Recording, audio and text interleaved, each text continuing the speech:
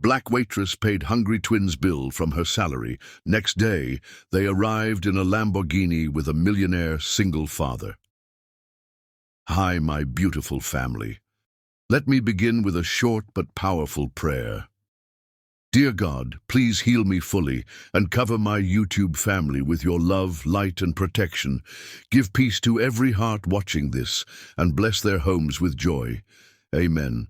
This is your Mr. Peter speaking from the heart.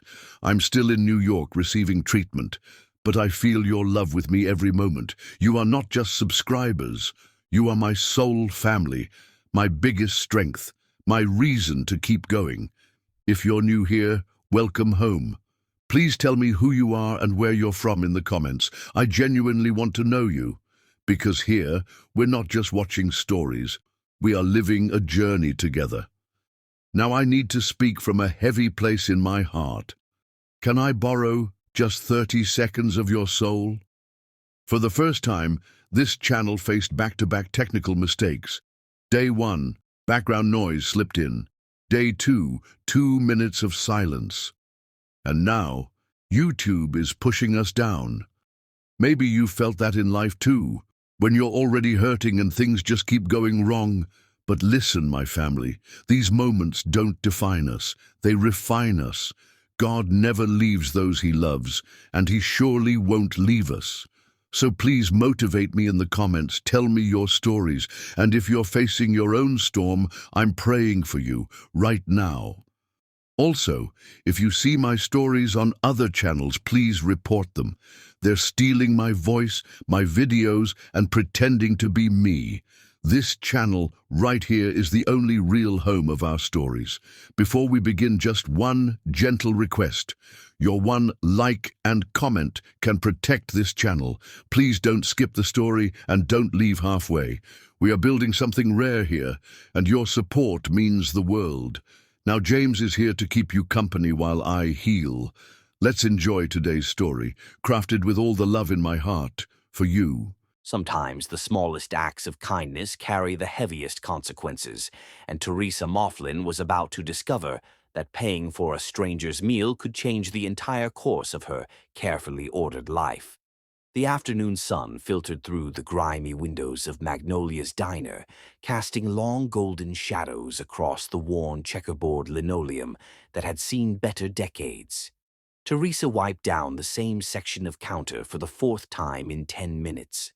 Her dark eyes scanning the nearly empty restaurant with the practiced vigilance of someone who had learned that survival meant paying attention to details others might miss. At 34, she moved through the world with a quiet grace that spoke of strength, tested and proven.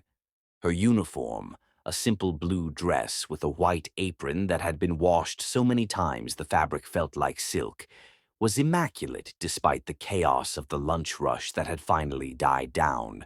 She wore her hair pulled back in a neat bun, revealing the elegant curve of her neck and the small gold cross that had belonged to her grandmother, the only jewelry she allowed herself. The bell above the door chimed with its familiar, slightly off-key song, and Teresa looked up to see 2 small figures shuffle through the entrance. Twin girls, maybe 6 years old, with tangled blonde hair that caught the afternoon light and clothes that spoke of adventure rather than neglect. They clutched each other's hands like lifelines, their wide blue eyes taking in the diner with the careful assessment that only children who had learned to be cautious possessed. "Can we sit anywhere?" the braver of the two asked, her voice barely above a whisper, but carrying a politeness that tugged at something deep in Teresa's chest. There was something about the way they stood there, uncertain but hopeful, small but trying so hard to be brave, that reminded Teresa of herself at that age, when she and her younger brother would count coins on their kitchen table, hoping they had enough for milk and bread. "Of course, sweethearts," Teresa said, her voice carrying the warm honey tone that made even the surliest truckers soften around the edges. "Right over here by the window. You can watch the old oak tree. Sometimes the squirrels put on quite a show." The twins exchanged a glance that held entire conversations, the way only twins could communicate, and followed Teresa to the red vinyl booth that had been repaired so many times with matching tape that it told its own story of endurance. "I'm Helen," said the first twin, settling into the booth with careful dignity. "And I'm Danny," added her sister, who seemed to vibrate with barely contained energy even while sitting still. Teresa felt her heart do something complicated in her chest. There was something achingly familiar about their careful politeness, the way they sat up straight as if trying to prove they deserved to be there. "Well, Helen and Danny, I'm Miss Teresa. What can I get you beautiful ladies today?" The twins huddled together, whispering in that secret language of childhood, and Teresa caught fragments. "Only have $3. But we're really hungry. Maybe just share." Teresa's trained eye took in the details she'd been unconsciously cataloging. The way Helen's stomach had growled when she'd mentioned food, how Danny kept glancing toward the display case with its pies and sandwiches, the careful way they'd positioned their small change on the table like a precious offering. She'd seen this dance before, had performed it herself more times than she cared to remember. The mathematics of hunger were simple and cruel. Count every penny, stretch every dollar, and sometimes go without, rather than face the shame of admitting you couldn't afford basic dignity. "You know what?" Teresa said, pulling out her order pad with theatrical flourish. "I think today might be a special day. How do you feel about chocolate chip pancakes and maybe some scrambled eggs? Growing girls need their protein." Helen's eyes widened. "How much would that cost?"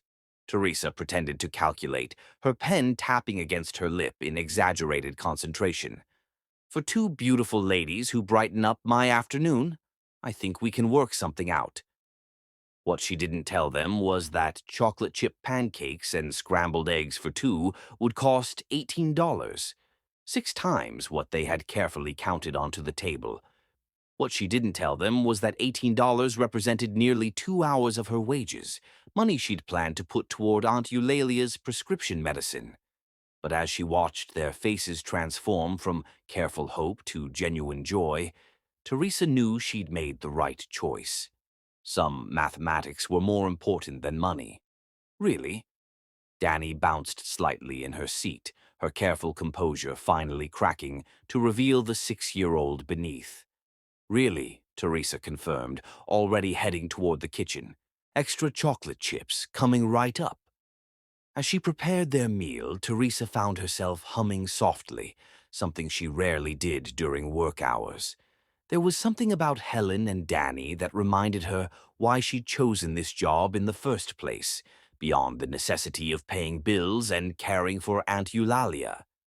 She genuinely liked taking care of people, creating small moments of comfort and joy in a world that often felt short on both. The twins ate with the focused intensity of truly hungry children, but with impeccable manners that spoke of someone, somewhere, who had taught them how to behave in the world. They thanked her for every refill of orange juice, carefully wiped their mouths with their napkins, and stacked their plates when they were finished. "That was the best breakfast we've ever had," Helen declared with the solemnity of a child making an important announcement. "Even better than hotel pancakes," Danny added, which seemed to be the highest praise in her vocabulary. Teresa felt that complicated thing her heart had been doing intensify. "I'm so glad you enjoyed it. You're welcome back any time." As they prepared to leave, the twins approached the counter with their $3 held out like an offering. "This is all we have," Helen said quietly, "but we wanted to give you something." Teresa knelt down so she was at their eye level, her hands gently closing over their small ones. "You know what? You girls gave me something much more valuable than money today. You gave me the chance to make 2 new friends. That's worth more than all the dollars in the world." From his corner booth, Lysander Fairfax, a distinguished gentleman in his 70s who came in every Tuesday for coffee and pie, watched the entire interaction with growing interest. He'd been observing Teresa for months, impressed by her genuine kindness to every customer. But this went beyond mere professionalism. This was character, the kind that couldn't be taught or faked. As the twins headed toward the door, chattering excitedly about chocolate chips and Miss Teresa's kindness, Helen turned back. "Our daddy's going to want to meet you," she called out with the absolute certainty that only children possessed. "I'd like that," Teresa replied, though she had no idea how prophetic those words would prove to be. The door chimed again as they left, and Teresa returned to wiping down the counter, her mind still on two little girls who had somehow managed to fill a space in her heart she hadn't even realized was empty. Outside, the afternoon was growing late, and soon she'd need to head home to check on Aunt Eulalia, help with her evening medications, and prepare tomorrow's meals. The routine that had become both comfort and cage would continue. But something had shifted in the universe today. Some invisible thread had been pulled, and Teresa Moughlin had no idea that paying for a simple meal had just set in motion a love story that would transform not just her own life, but the lives of everyone she'd touched with her kindness. Sometimes the most extraordinary changes begin with the most ordinary choices, and sometimes kindness is the first note in a symphony of love. Chapter 2. When Worlds Collide. The morning sun had barely kissed the horizon when the sound of a purring engine, unlike anything Magnolia's diner had ever witnessed, announced that Teresa Moughlin's ordinary Tuesday was about to become anything but ordinary. Teresa arrived for her early shift as she always did, 30 minutes before opening, using the quiet time to prepare coffee, check inventory, and center herself for another day of serving others. The familiar routine soothed her, measuring coffee grounds with precision, arranging sugar packets in perfect rows, ensuring the salt and pepper shakers were filled and aligned, order from chaos, beauty from routine. She'd slept poorly, her dreams filled with two little girls with golden hair and careful manners, wondering if they'd eaten dinner last night, if someone was taking proper care of them. The maternal instinct that had no outlet in her own life had been stirred awake, and she found herself hoping they might return. At exactly 7 o'clock, she flipped the sign from closed to open and unlocked the door, expecting the usual morning rush of construction workers and early commuters. Instead, the morning brought an unusual quiet, as if the world was holding its breath. That's when she heard it, the low, throaty rumble of an engine that spoke of power and precision and money. Lots of money. Through the window, Teresa watched a sleek silver Lamborghini glide into the parking lot like a metallic predator. The car looked impossibly out of place among the pickup trucks and aging sedans that usually occupied the diner's lot. It was the kind of vehicle she'd only seen in magazines or movies, the kind that cost more than she'd make in several years. The engine fell silent, and for a moment, nothing happened. Then the driver's door opened with the whisper-quiet precision of German engineering, and a man emerged who seemed to carry his own atmosphere with him. Frank Glenn was tall, easily 6'2", with dark hair that looked expensively casual and shoulders that filled out his charcoal wool coat with the kind of effortless elegance that money couldn't buy, but good genetics could. But it was his face that made Teresa's breath catch. Aristocratic features softened by genuine worry, green eyes that held depths of sorrow, and a mouth that looked like it had forgotten how to smile. He moved with the controlled urgency of someone accustomed to solving problems through sheer force of will. But there was something vulnerable in the way he surveyed the diner, something that spoke of desperation barely held in check. Teresa smoothed her apron and checked her reflection in the coffee pot, suddenly conscious of her simple appearance in a way she hadn't been in years. Not vanity, she'd never been vain, but an awareness that this man existed in a different universe from hers, and she was about to discover why their orbits were colliding. The bell chimed as he entered, and Teresa felt the morning shift around them like the air before a storm. "Excuse me," he said, and his voice was everything she'd expected, cultured educated, with the kind of confidence that came from never having to doubt that people would listen when you spoke. But underneath, she heard something else. Fear.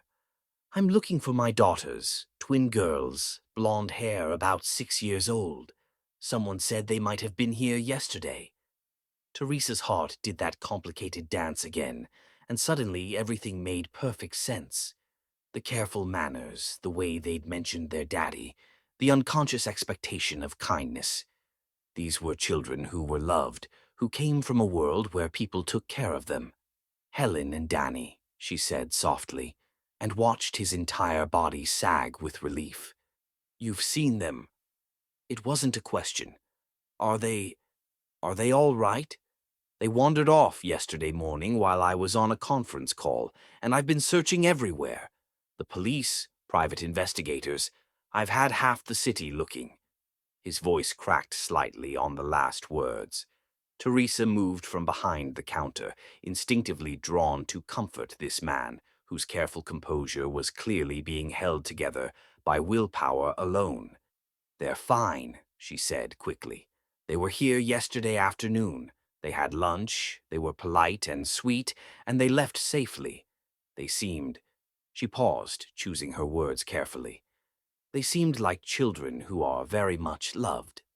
Frank closed his eyes for a moment, and Teresa saw his hands tremble slightly before he clenched them into fists. Thank God, he whispered.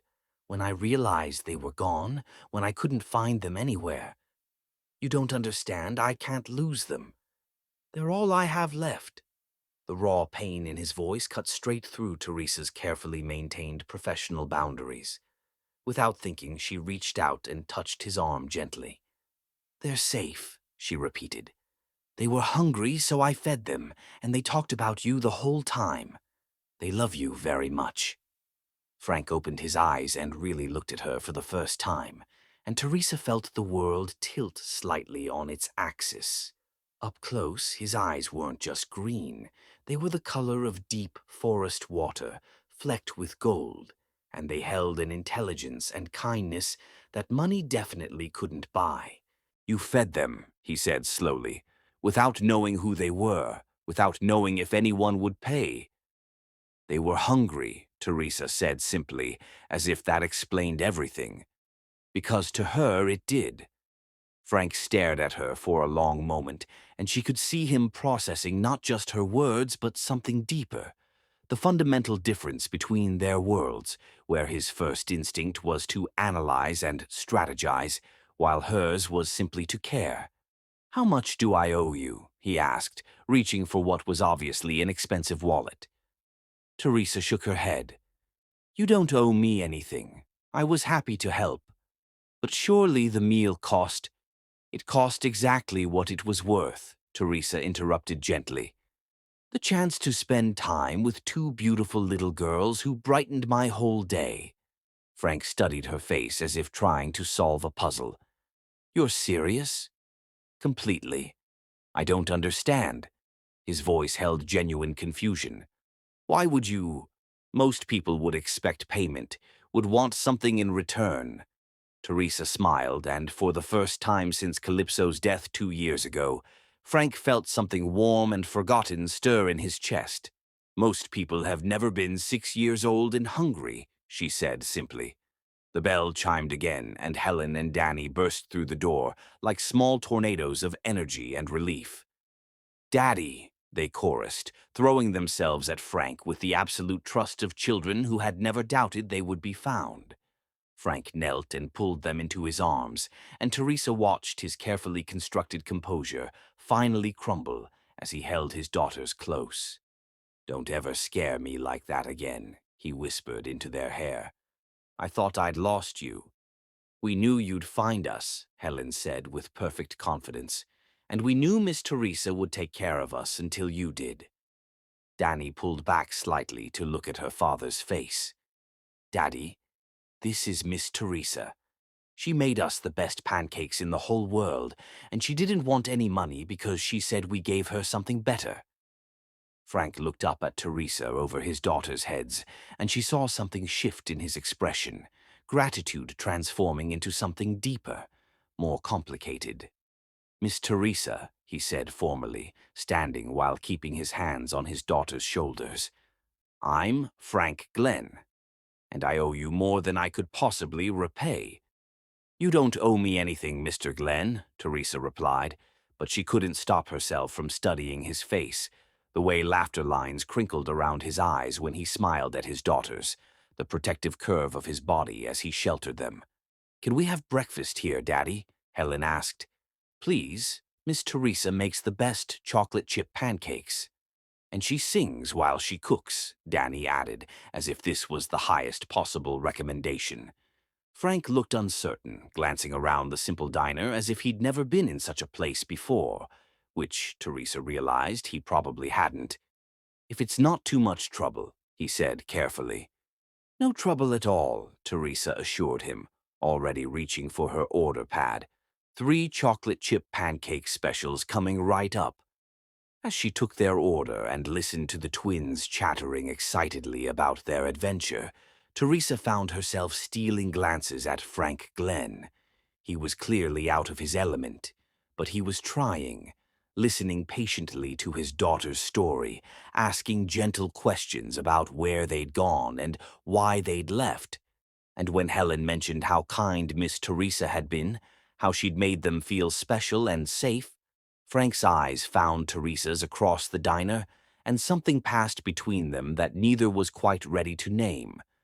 Two worlds had collided over chocolate chip pancakes and twin girls' laughter, and neither Teresa Mifflin nor Frank Glenn had any idea that their lives would never be the same. Chapter 3. Echoes of Loss. When a man who owns the world decides to return to a small diner for coffee he doesn't need, everyone, including himself, knows it has nothing to do with caffeine and everything to do with the woman who serves it. The next morning brought Frank Glenn back to Magnolia's diner, though he'd spent the previous evening trying to convince himself he was returning out of politeness, a simple desire to properly thank the woman who had cared for his daughters. The Lamborghini purred into the parking lot at exactly 9:30, after the breakfast rush, but before the lunch crowd, a calculated timing that spoke of a man who had analyzed the rhythm of Teresa's workday more carefully than he cared to admit. Teresa looked up from wiping down tables and felt her heart do that complicated skip it had been practicing since yesterday. Frank Glenn filled the doorway like he owned not just the space but the very air around him. Yet there was something different about him today. Less desperate, more uncertain, as if he'd solved one problem only to discover another he didn't quite understand. "Mr. Glenn," she said, straightening and smoothing her apron in a gesture that was becoming unconsciously habitual around him. "No daughters today." "They're in school," he replied, sliding into the same booth where they'd sat yesterday, his long frame looking both elegant and slightly awkward against the vinyl upholstery. I wanted to thank you properly, without an audience of 6-year-olds.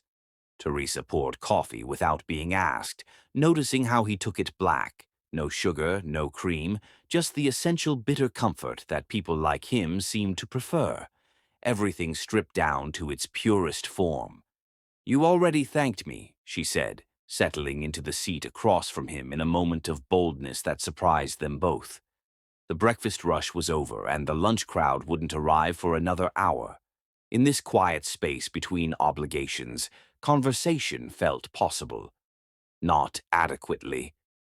Frank wrapped his hands around the coffee mug, and Teresa noticed they were beautiful hands, long-fingered, strong, with calluses that suggested he wasn't afraid of actual work, despite his obvious wealth. "What you did for Helen and Danny. Most people would have called the police, or at least demanded payment up front. Most people haven't raised a younger brother on peanut butter sandwiches and hope," Teresa replied quietly, then immediately wished she could take the words back. She wasn't used to sharing personal information with customers, especially customers who lived in universes so different from her own. Frank's eyes sharpened with interest. "You have a brother?" "Had."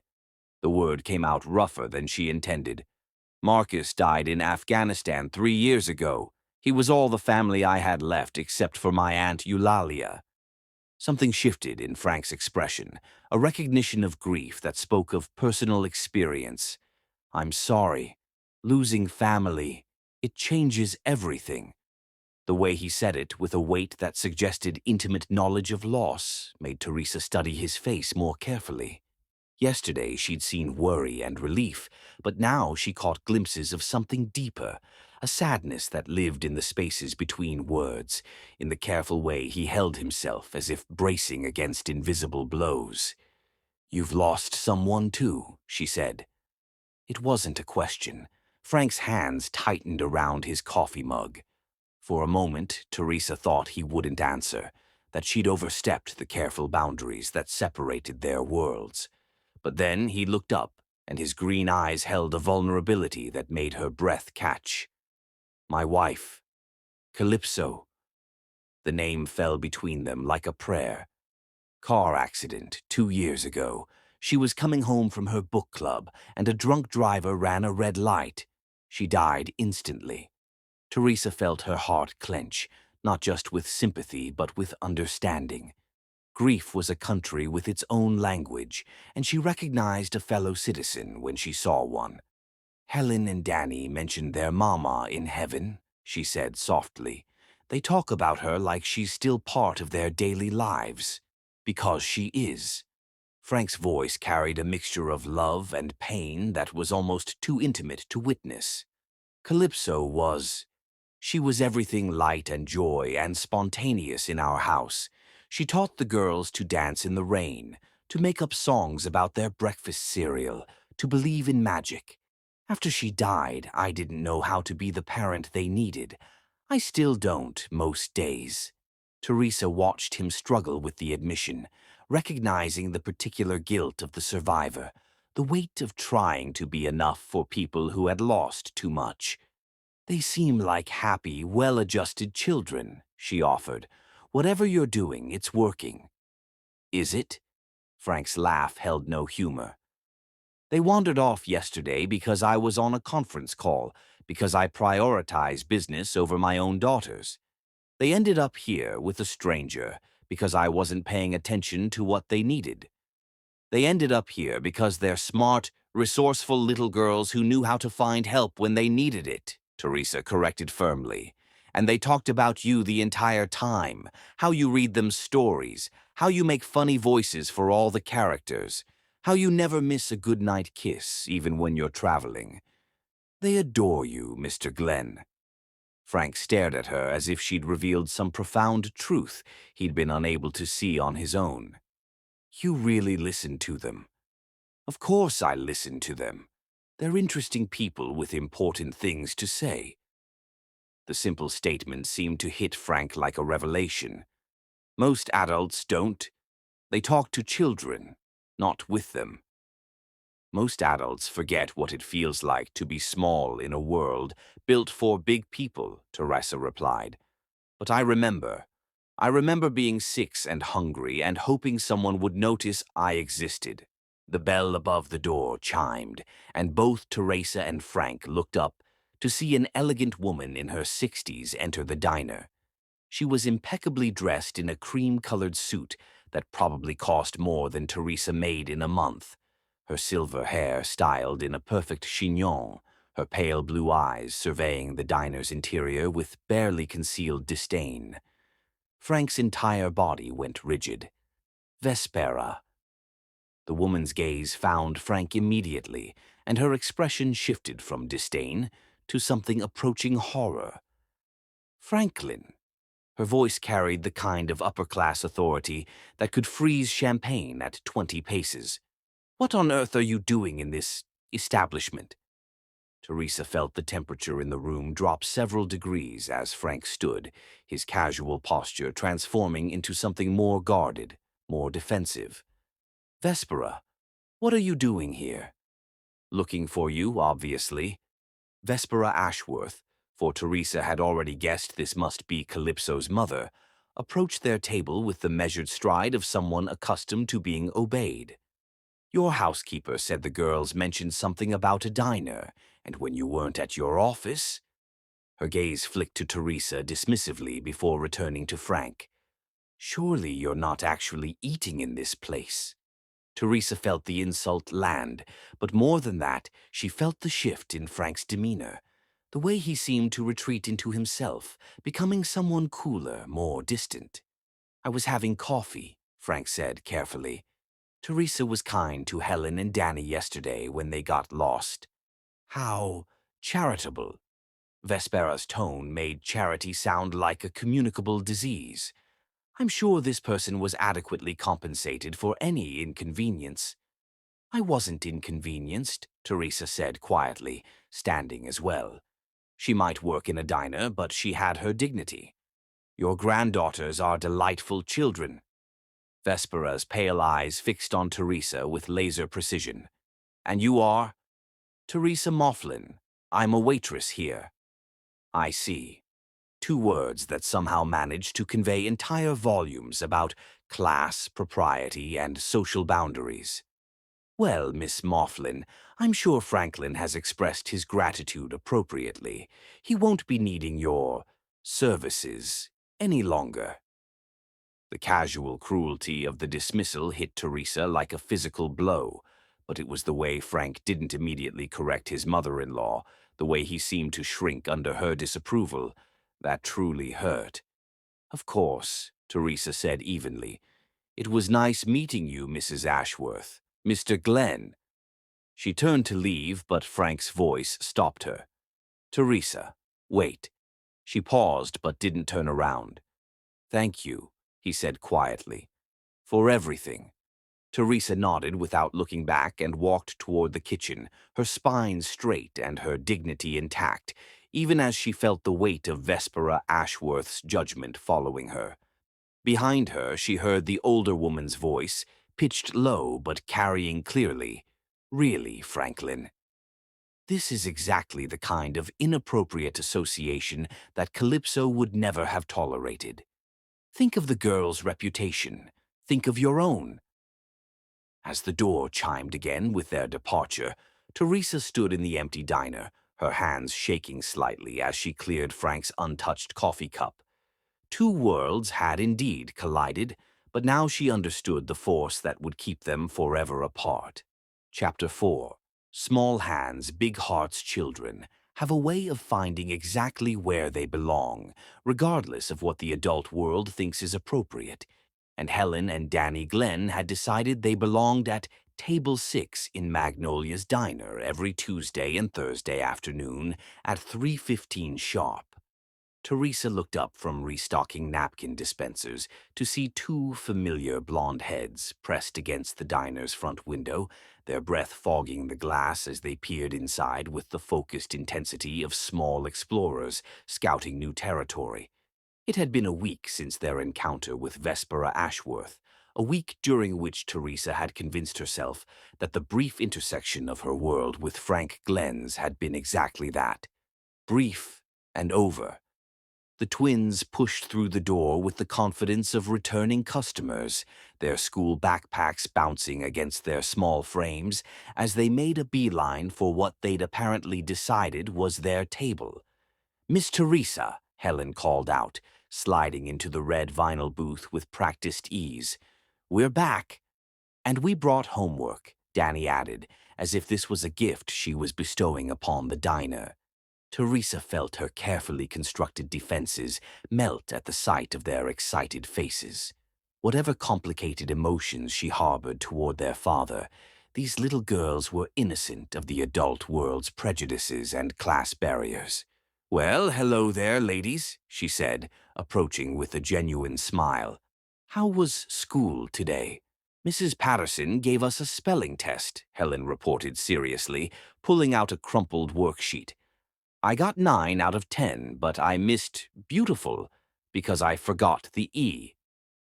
That's a tricky word, Teresa agreed, settling into the booth across from them. The after-school crowd wouldn't arrive for another hour, and somehow these two had managed to choose the perfect quiet window in her day. What other homework do you have? Reading, Danny said, pulling out a thin picture book. "But I don't like to read. The words are too hard." Teresa felt her maternal instincts activate like muscle memory. "What if we read together? Sometimes words are easier when you're not doing it alone." For the next 45 minutes, Teresa found herself transformed into an impromptu tutor and companion. She helped Helen with her spelling, celebrating each correctly spelled word as if it were a small miracle.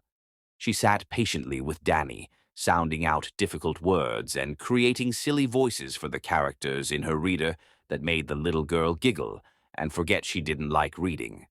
When Helen struggled with her math problems, Teresa showed her how to use napkins as counting aids. When Danny's hands got tangled in her own hair, Teresa gently braided it while listening to a detailed report about playground politics and the injustice of assigned seating in the cafeteria. "You're really good at this," Helen observed, watching Teresa demonstrate how to carry numbers in addition problems. "Good at what, sweetheart?" "Being a mama," Danny said matter-of-factly, leaning into Teresa's side as she worked on her reading. "You smell like vanilla and you know how to make hard things easier." Teresa's heart did that complicated dance again, this time accompanied by a sharp pang of longing for things she'd never allowed herself to dream about. At 34, she'd assumed her chance for motherhood had passed by with other sacrifices she'd made for survival and family duty. "Your daddy will be here soon to pick you up," she said, changing the subject before her emotions became too visible. "He's always late," Helen said without resentment, simply stating a fact. "He tries not to be, but work is very important." "Daddy says he has to work extra hard because Mama isn't here to help anymore," Danny added, her young voice carrying a matter-of-fact sadness that broke Teresa's heart. Before Teresa could respond, the familiar purr of an expensive engine announced Frank's arrival. Through the window, she watched him emerge from the Lamborghini, checking his watch with the gesture of a man perpetually running behind schedule. He entered the diner with purpose, already reaching for his wallet and scanning the room for his daughters. When his eyes found them, heads bent together over homework, Teresa's hand gentle on Danny's shoulder as she helped sound out a particularly challenging word, something in his expression shifted. He stood frozen for a moment, watching a scene that clearly moved him in ways he hadn't expected.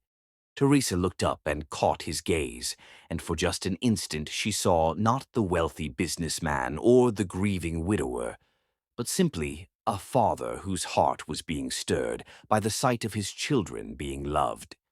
"Daddy!" The twins abandoned their homework and launched themselves at Frank with their usual enthusiasm.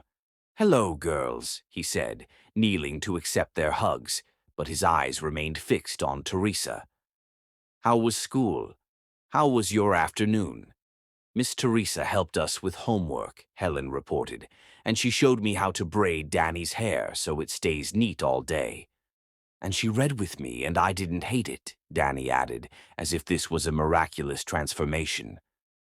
Frank stood slowly, his daughters still clinging to his hands, and approached Teresa with something that looked like wonder in his expression. "You didn't have to," he began. "I wanted to," Teresa interrupted gently. "They're wonderful company." "Miss Teresa makes everything fun," Helen declared, "even math problems. And she knows all the best voices for story characters," Danny added. Frank studied Teresa's face as if seeing her clearly for the first time. "You're very kind to them." "They're easy to be kind to." The bell chimed again, and Thessaly Whitmore entered the diner with the kind of dramatic flair that came naturally to a woman who'd spent her teenage years dreaming of Broadway stages.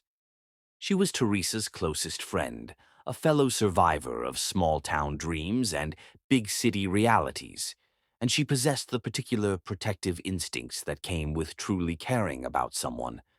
Thessaly's dark eyes took in the scene, Teresa sitting with two blonde children while an obviously wealthy man watched with intense focus, and her expression sharpened with concern. "Teresa," she said, approaching with the casual confidence of someone who belonged. "Everything all right here?" Everything's fine, Thessaly, Teresa replied, standing and straightening her apron. These are Helen and Danny, and their father, Frank Glenn. This is my friend, Thessaly Whitmore. Frank extended his hand with automatic politeness. Pleased to meet you. Thessaly shook his hand while studying his face with the analytical precision of a woman who'd learned to read people's intentions for her own survival. Thessaly works at the hospital, Teresa explained. She's in radiology. Important work, Frank said, though Teresa could sense his awareness that he was being evaluated and found potentially wanting. It pays the bills, Thessaly replied coolly. Teresa tells me your daughters have been coming by for homework help. They have, Frank confirmed. Teresa has been incredibly generous with her time. Teresa has a generous heart, Thessaly agreed, but her tone carried a warning that Frank was clearly intelligent enough to hear. Sometimes too generous for her own good. As Frank gathered the twins' backpacks and homework papers, preparing to leave, Teresa felt the weight of Thessaly's protective concern and something else, the growing complexity of emotions she wasn't sure she was ready to examine. Same time Thursday? Helen asked hopefully. Teresa glanced at Frank, uncertain whether the invitation extended beyond the children. If Miss Teresa doesn't mind, Frank said carefully, and if it's not too much trouble. No trouble at all, Teresa assured them, though she caught Thessaly's sharp look of concern. After they left, Thessaly slid into the booth across from Teresa with the determined expression of someone preparing to deliver uncomfortable truths. Honey, she said gently, what exactly do you think you're doing? Helping two little girls with their homework. You're falling in love with a rich white man and his children, and you know exactly how that story ends. Teresa wanted to deny it, wanted to insist that her feelings were purely maternal, purely innocent. But the way her heart had lifted when Frank looked at her, the way her hands had trembled when he'd thanked her, those weren't maternal feelings. It's not like that, she said weakly. Isn't it? Thessaly's voice held infinite compassion and hard-earned wisdom. Teresa, you have the biggest heart of anyone I know, but you also live in the real world. Men like that don't end up with women like us. They visit our world when they need something, but they don't stay. As Teresa cleaned up the twins' homework materials and prepared for the evening shift, she tried to push away Thessaly's words. But late that night, lying in her narrow bed in the small apartment she shared with Aunt Eulalia, she found herself wondering if perhaps caring too much was indeed a luxury she couldn't afford. Still, when Thursday afternoon arrived, she found herself watching the door at 3:15, her heart doing that complicated dance of hope and fear that had become as familiar as breathing. Chapter 5. Dancing Around Truth. Sometimes the most dangerous invitations are the ones that sound like fairy tales. And when Frank Glenn asked Teresa Moughlin to attend his daughter's dance recital, he had no idea he was inviting her to step directly into the line of fire. The invitation came on a Thursday afternoon, delivered with the kind of casual nervousness that suggested Frank had been rehearsing the words, but still wasn't sure how they'd be received. Helen and Danny were bent over their homework as usual, pencils scratching across math problems while Teresa monitored their progress with the gentle attention of someone who discovered an unexpected talent for nurturing. There's something I'd like to ask you, Frank said, sliding into the booth across from them. He'd been arriving earlier these past few weeks, sometimes ordering coffee, sometimes just sitting quietly while his daughters worked, always watching Teresa with an intensity that made her pulse quicken despite her better judgment. What's that? Teresa asked, looking up from helping Danny with a particularly stubborn subtraction problem. The girls have their dance recital this Saturday at the Pemberton Academy. It's important to them, and they've been asking if you might come. Helen's head shot up immediately. Please, Miss Teresa, we've been practicing for weeks, and we want you to see us dance. We're going to be butterflies, Danny added with the solemnity of someone sharing classified information, with real wings and everything. Teresa felt her heart do that complicated skip, while her mind began calculating all the reasons why this was a terrible idea. The Pemberton Academy was the kind of private school that existed in a different universe from hers, filled with people who belonged to Frank's world, people who would take one look at her and know exactly where she didn't belong. I don't know, she said carefully. I'm sure it's a family event, and I wouldn't want to intrude. You wouldn't be intruding, Frank said quickly. The girls consider you family, and so do I. The words hung in the air between them, carrying more weight than either was quite ready to acknowledge. Teresa felt Thessaly's warnings echo in her mind, but when she looked at Helen and Danny's hopeful faces, her practical reservations began to crumble. Please, Helen asked again. Daddy can pick you up in his car and we can all go together. The image of herself arriving at an elite private school in a Lamborghini made Teresa's stomach flutter with anxiety. But the twins' excitement was infectious, and Frank's quiet hope was even more persuasive. All right, she heard herself say. I'd love to see you dance. Saturday evening found Teresa standing in front of her modest bedroom mirror, second-guessing every clothing choice she'd made in the past decade. She'd chosen her one good dress, a simple navy blue sheath she'd bought for Marcus's funeral, and paired it with her grandmother's pearl earrings. The outfit was respectful and appropriate, but as she imagined walking into a room full of Frank's social peers, she wondered if appropriate would be enough. Aunt Eulalia shuffled into the room, her cane tapping against the worn wooden floor. You look beautiful, child, the elderly woman said, settling carefully onto the edge of the bed. That dress brings out your eyes.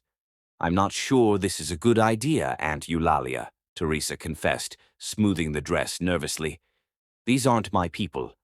I don't know how to talk to them or what they'll expect from me. You know how to be yourself, Aunt Eulalia replied with the calm wisdom of someone who'd lived through enough social upheaval to understand that class was temporary, but character was eternal. That's been enough for everyone else who's met you. It'll be enough for them, too. The Lamborghini's arrival was announced by its distinctive purr, and Teresa grabbed her small purse with hands that trembled only slightly. Frank emerged from the driver's seat looking devastating in a dark suit that had obviously been tailored specifically for his frame, but it was the twins who captured her attention completely.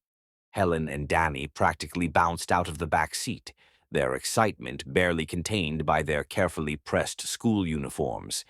They'd be changing into their butterfly costumes at the academy, but even in their everyday clothes, they radiated the kind of joy that made everything else seem manageable.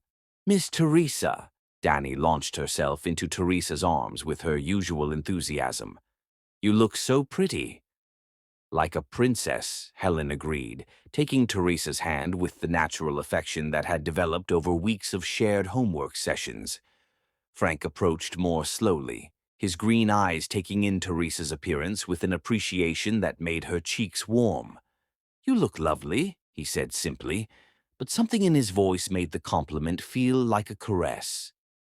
The drive to the Pemberton Academy passed in a blur of the twins' chatter about their choreography, their costumes, and their excitement about performing.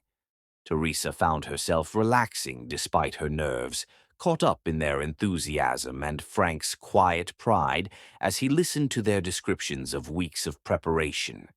The academy itself was everything Teresa had expected, and worse, a sprawling campus of Georgian brick buildings that spoke of tradition, privilege, and exclusivity. Cars that cost more than most people's homes lined the circular drive, and women in designer dresses walked carefully across manicured lawns on heels that probably cost more than Teresa's monthly rent. Stay close to me, Frank said quietly as they approached the auditorium, and Teresa wasn't sure if he was protecting her or himself. Inside, the auditorium buzzed with the kind of refined conversation that accompanied events where everyone knew everyone else's net worth and social standing. Teresa felt eyes follow their progress as Frank guided them to seats in the third row, close enough to see the stage clearly, but positioned where the twins would easily spot their supporters. "Frank Glenn," a woman's voice called out, and Teresa turned to see a perfectly coiffed blonde approaching with the predatory smile of someone who thrived on social reconnaissance. "I haven't seen you at one of these events in ages." "Hello, Cordelia," Frank replied with polite coolness. "Teresa, this is Cordelia Hampton. Cordelia, Teresa Mifflin." Cordelia's pale blue eyes swept over Teresa with the efficiency of a security scanner, cataloging and dismissing in one smooth motion. "How lovely," she said with the kind of smile that didn't reach her eyes. "Are you new to the Academy community?" "Teresa is a friend of the family," Frank said before Teresa could respond. "She's been helping Helen and Danny with their homework." "How charitable of her," Cordelia replied, and Teresa heard the same dismissive tone Vespera had used weeks earlier. "I'm sure your housekeeper appreciates the assistance." The casual assumption that Teresa was domestic help rather than a guest hit like a physical blow, but Frank's jaw tightened with anger. "Teresa is here as my guest," he said firmly. "She's become very important to my daughters." Cordelia's eyebrows rose with interest that looked distinctly predatory. "I see. Well, how nice that the girls have found companionship." As Cordelia moved away, Teresa felt the weight of curious stares and whispered conversations rippling through the auditorium. She was acutely aware of being the only black woman in a sea of pale faces, the only person whose dress came from a department store rather than a boutique, the only one who didn't belong to their exclusive club. The recital itself was magical. Helen and Danny took the stage with 15 other little girls, all transformed into butterflies with gossamer wings and glittering costumes. They moved with the focused grace of children who'd practiced until the steps became second nature, their faces glowing with pride and joy as they spotted Teresa and Frank in the audience. Teresa forgot about her discomfort as she watched them dance, her heart swelling with maternal pride, as if they were her own daughters. When they executed a particularly difficult sequence flawlessly, she found herself gripping Frank's hand without realizing it, sharing a moment of pure parental joy that transcended social boundaries. But as the recital ended and the audience began to mingle during the reception, reality reasserted itself with cruel efficiency. Teresa watched Frank get pulled into conversations about business deals and market trends, saw how naturally he moved through this world of wealth and privilege, how easily he belonged. She was standing near the refreshment table, feeling increasingly isolated, when Vespera Ashworth materialized beside her like an elegantly dressed specter. "Miss Mifflin," Vespera said, her voice carrying the kind of authority that could silence rooms. "I believe we need to have a conversation." Teresa straightened her spine, calling on reserves of dignity she'd learned to maintain through years of serving people who thought her invisible. "Mrs. Ashworth." "Walk with me," Vespera commanded, and Teresa found herself following the older woman toward a quiet corner of the reception hall. "I'll be direct," Vespera began without preamble. "Whatever game you think you're playing with Franklin and my granddaughters, it needs to stop." "I'm not playing any games," Teresa replied evenly. "I care about Helen and Danny. I'm sure you do. But caring and belonging are two very different things." Vespera reached into her purse and withdrew an envelope. "This contains $5,000. Consider it a generous thank you for whatever services you've provided to my family. Take it and end this inappropriate association before it damages everyone involved." Teresa stared at the envelope as if it were a snake. "You're trying to buy me off."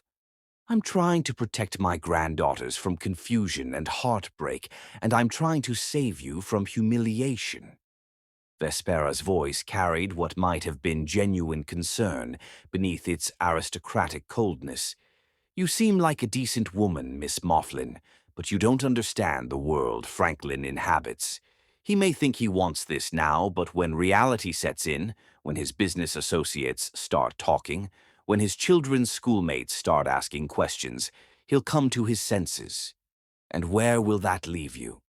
The words hit Teresa like physical blows because they echoed her own deepest fears, the warnings Thessaly had been giving her for weeks.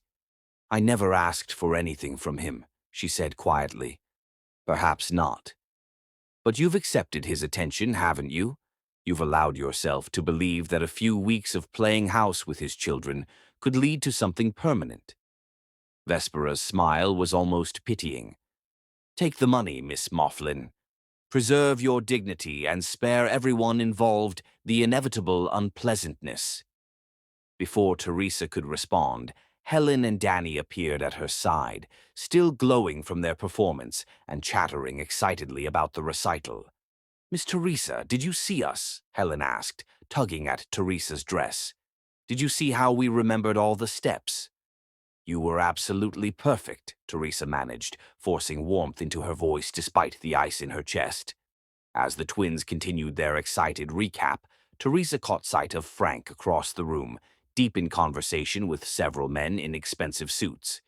He looked completely at home, completely in his element, and for the first time since she'd met him, Teresa allowed herself to really see the gulf that separated their worlds. The drive home was quiet, the twins finally exhausted from excitement and adrenaline. In the rearview mirror, Teresa watched them sleep against each other, their butterfly wings carefully folded beside them, and felt her heart breaking for what she was about to lose. When Frank pulled up outside her apartment building, he turned to face her with an expression of concern. "You've been quiet since the reception. Did something happen?" Teresa looked at this man who had somehow managed to slip past all her defenses. This man whose children had filled empty spaces in her heart she hadn't even known existed. "I had a lovely time," she lied. "Thank you for including me." But as she climbed the stairs to her apartment, Vespera's envelope heavy in her purse, Teresa knew that some fairy tales were too dangerous to believe in, no matter how much her heart wanted them to be true. Chapter 6. The Weight of Words, Sometimes. The cruelest truths are the ones we've been hiding from ourselves, and Teresa Mifflin was about to discover that walls built from good intentions can crumble just as painfully as those constructed from malice. The week following the dance recital passed in a carefully orchestrated dance of avoidance that fooled no one, least of all the two six-year-old girls who had become unwitting casualties in an adult war of class and conscience. Teresa threw herself into work with the desperate efficiency of someone trying to outrun her own thoughts, taking extra shifts, staying late to reorganize inventory that didn't need reorganizing, anything to avoid the empty hours when her mind might wander to green eyes and gentle hands and children who called her family. When Tuesday afternoon arrived, the time Helen and Danny usually claimed their table for homework, Teresa found herself watching the clock with the conflicted heart of someone who both dreaded and desperately hoped for their appearance. At 3:30, 15 minutes past their usual arrival time, the twins finally pushed through the diner's door. But something was different.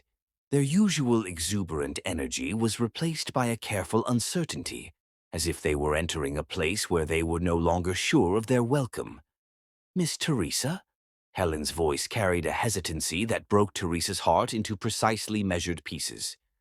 "Hello, girls," Teresa replied, forcing brightness into her voice while her chest constricted with the weight of Vespera's envelope, still unopened in her purse at home.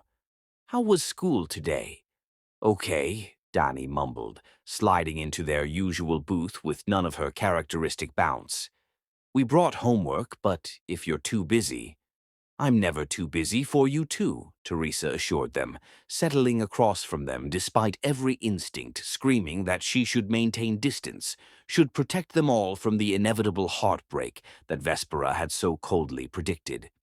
For the next hour, Teresa tried to recreate the easy warmth of their previous afternoons, but she could feel the twins' growing confusion as she kept glancing toward the door, as her responses came a beat too slow, as her smiles required visible effort. They were children, but they weren't blind, and the careful distance Teresa was trying to maintain felt like rejection to hearts that had already experienced too much loss. When Frank's Lamborghini pulled into the parking lot at 4:45, Teresa felt her carefully constructed composure begin to fracture. He entered the diner with his usual purposeful stride, but she could see the question in his green eyes, the concern that had been building as he'd sensed her withdrawal over the past week. "Hello, girls," he said, accepting their somewhat subdued hugs. "Ready to head home?" "Daddy," Helen said with the serious tone she used for important announcements, "is Miss Teresa mad at us?" Frank's eyes immediately found Teresa's, and she saw her own pain reflected in his expression. "Why would you think that, sweetheart?" "She seems sad," Danny explained with the brutal honesty of childhood. "And she doesn't laugh as much as she used to. Did we do something wrong?" "No, baby," Teresa said quickly, kneeling down to their eye level despite the voice in her head, warning her not to get closer, not to make this harder than it already was. "You didn't do anything wrong. You could never do anything wrong." "Then why don't you love us anymore?" Helen asked, and the question hit Teresa like a physical blow. "I do love you," Teresa whispered, the words torn from somewhere deep in her chest. "I love you both so much." "Then why does it feel like you're saying goodbye?" Danny's young voice carried a wisdom that spoke of too much experience with adults who left. Teresa looked up at Frank over his daughters' heads and saw her own breaking heart reflected in his expression. They were hurting these children they both loved, creating exactly the kind of confusion and pain that Vespera had warned against, and the knowledge was devastating. "Let me take the girls to the car," Frank said quietly. "We need to talk." As Frank settled Helen and Danny in the Lamborghini with promises of ice cream and movie night, Teresa prepared herself for a conversation she'd been dreading and anticipating in equal measure. The diner had emptied of its afternoon customers, leaving them alone among the familiar shadows and silence.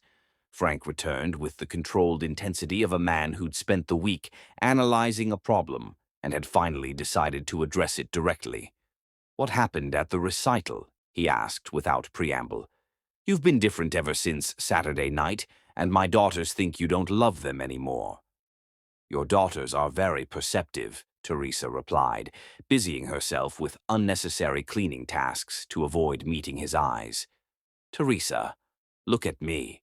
The quiet command in his voice made her stop pretending to organize sugar packets and face him directly.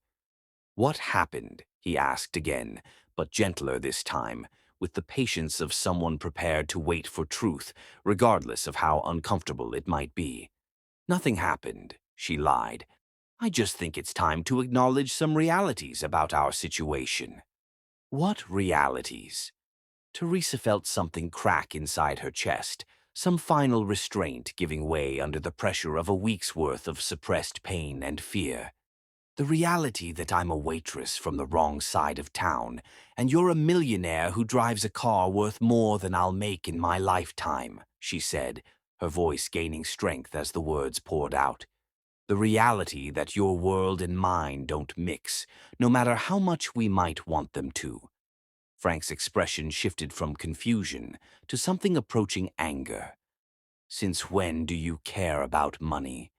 "Since I watched your friends at that recital look at me like I was an exotic animal in their zoo," Teresa shot back, her careful composure finally cracking completely. "Since I realized that every conversation stopped when we walked by, that every whisper was about what the help was doing at their fancy event. Those people don't matter. They're your people, Frank." The words exploded out of her with months of suppressed frustration and fear. "They're the world you live in, the world your daughters are growing up in. And I'm the woman who serves coffee to people like you because that's all I'm qualified to do." Frank stepped closer, his green eyes blazing with an intensity that made Teresa's breath catch, despite her anger. "Is that really what you think? That I see you as just a waitress? What else am I supposed to think?" Teresa demanded. "When you drive that ridiculous car to pick me up, when you take me to events where everyone knows I don't belong, when your mother-in-law—" She stopped abruptly, realizing she'd said too much. "What about Vespera?" Frank's voice had gone dangerously quiet. Teresa turned away, but Frank caught her arm gently, forcing her to face him. "What did she say to you?" "It doesn't matter what she said. What matters is that she was right." Teresa pulled free from his grasp, wrapping her arms around herself as if she could hold her breaking heart together through sheer force of will. "This was always going to end, Frank. We were just too caught up in the fairy tale to see it." "What fairy tale?" Frank's voice cracked with frustration. "Teresa, I'm not playing games here. What I feel for you, what my daughters feel for you, that's real. That's not some fantasy." "Isn't it?" Teresa laughed, but there was no humor in the sound. "The rich widower and the poor waitress? The motherless children who need a maternal figure. It's the oldest story in the book, and it never ends well for people like me." Frank stared at her as if she'd spoken in a foreign language. "People like you." "People who forget their place," Teresa said quietly. "People who start believing they deserve more than they were born to have." The silence that followed was deafening, filled with all the words neither of them knew how to say. Finally, Frank spoke, his voice barely above a whisper. "I never knew you thought so little of me." The pain in his voice made Teresa's chest constrict. "It's not about what I think of you, isn't it? You think I'm the kind of man who would use you, who would let his children get attached to someone I didn't intend to keep in their lives. You think I'm exactly like every other wealthy man who's treated you as disposable. I think you're a good man who's grieving and trying to be a good father," Teresa said, her voice breaking. "But I also think that when the novelty wears off, when reality sets in, you'll realize that what you need is someone who fits into your world, someone who can go to school events and business dinners without embarrassing you or your daughters." Frank's face went very still. "Is that what you think happened at the recital? That you embarrassed me? Didn't I?" Teresa asked.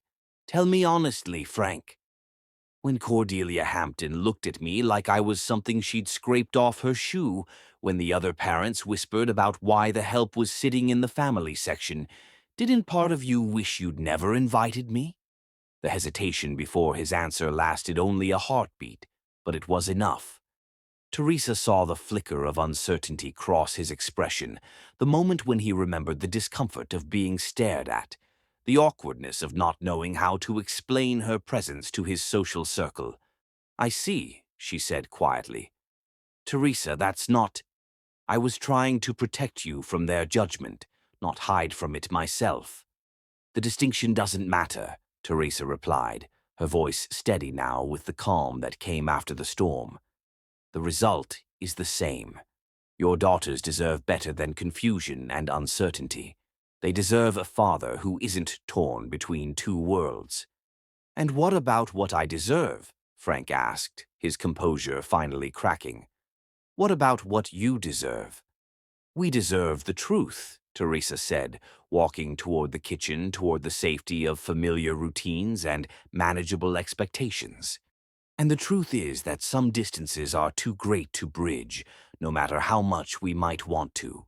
As the door chimed behind Frank's departure, Teresa stood in the empty diner, surrounded by the echoes of words that couldn't be taken back and the wreckage of a dream that had been too beautiful to survive contact with reality.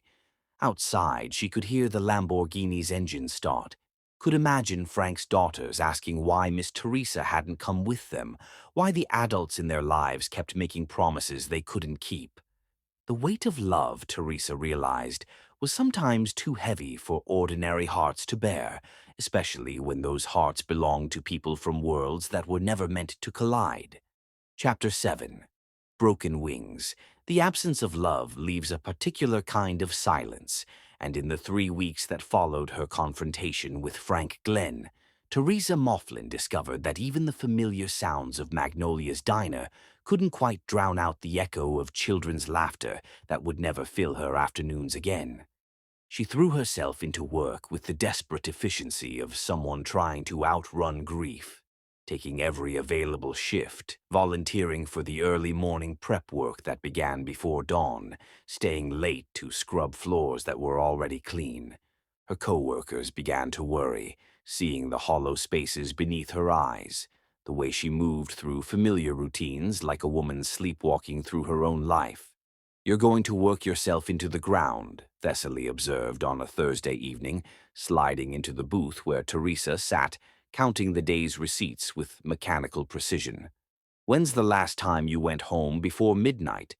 "I'm fine," Teresa replied automatically, her pen scratching across order forms with unnecessary force. "No, you're not." Thessaly reached across the table and stilled Teresa's restless hands. "Talk to me. What happened with the rich man and his daughters?" Teresa's carefully constructed composure wavered for just a moment before reasserting itself. "Nothing happened. We came to our senses, that's all." "Whose senses? Yours or his? Does it matter?" Teresa pulled her hands free and returned to her paperwork. "It was never going to work anyway. I should have listened to you from the beginning." Thessaly studied her friend's face with the practiced eye of someone who'd learned to read pain in its many forms. "You fell in love with him." It wasn't a question, and Teresa didn't bother denying it.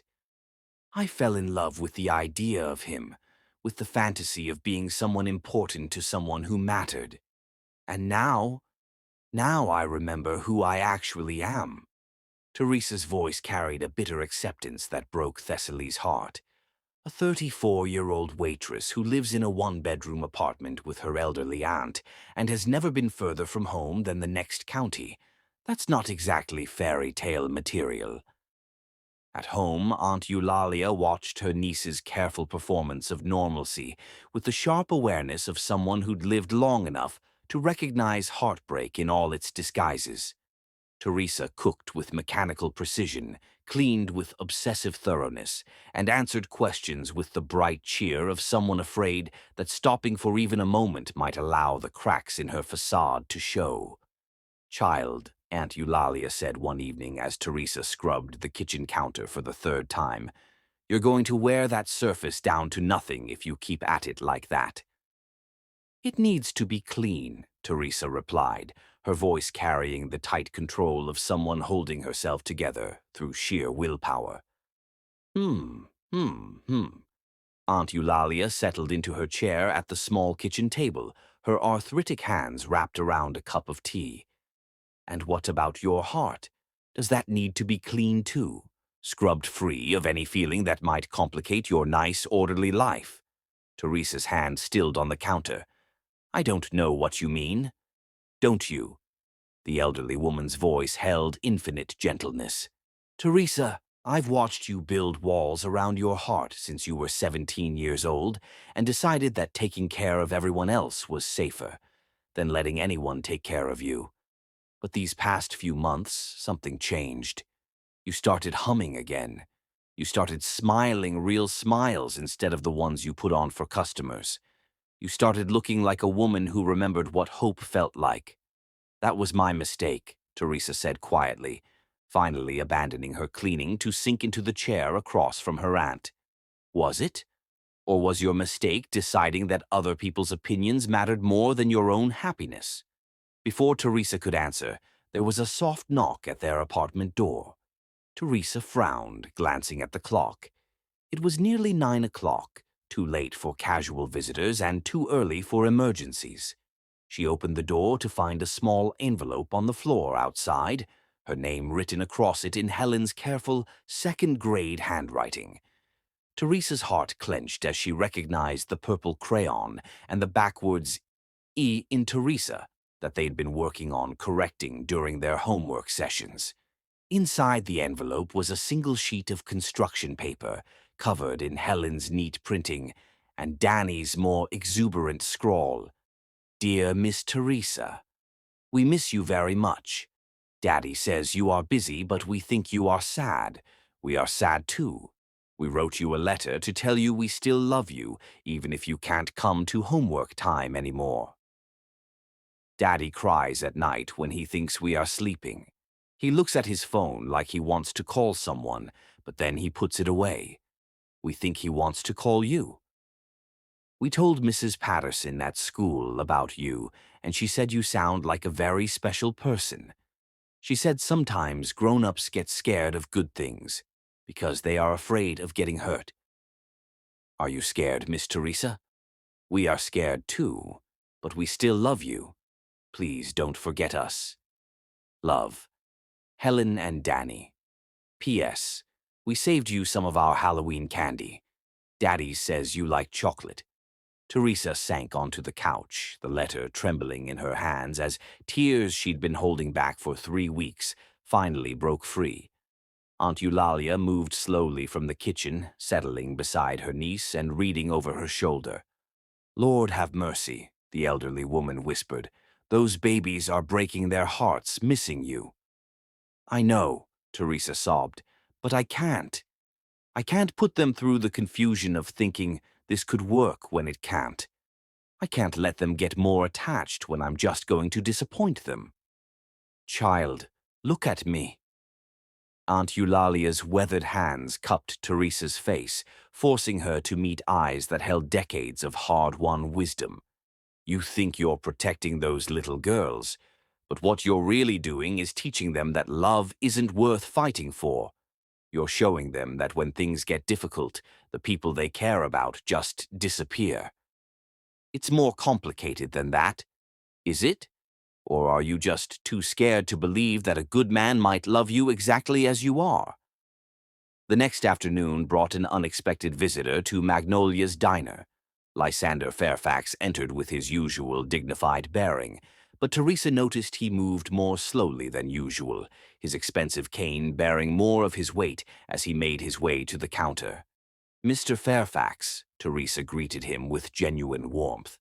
In the week since Frank had stopped coming, Lysander had been one of the few bright spots in her routine, always polite, always kind, always treating her with the respect that seemed to come naturally to truly cultured people. Miss Maughlin. He settled onto a stool at the counter with careful precision. The usual, if you please. As Teresa poured his coffee and cut a slice of apple pie, she noticed him watching her with the focused attention of someone making important observations. You look tired, my dear, he said gently. I've been working extra shifts, Teresa replied, though she knew the dark circles under her eyes spoke of sleepless nights rather than mere physical exhaustion.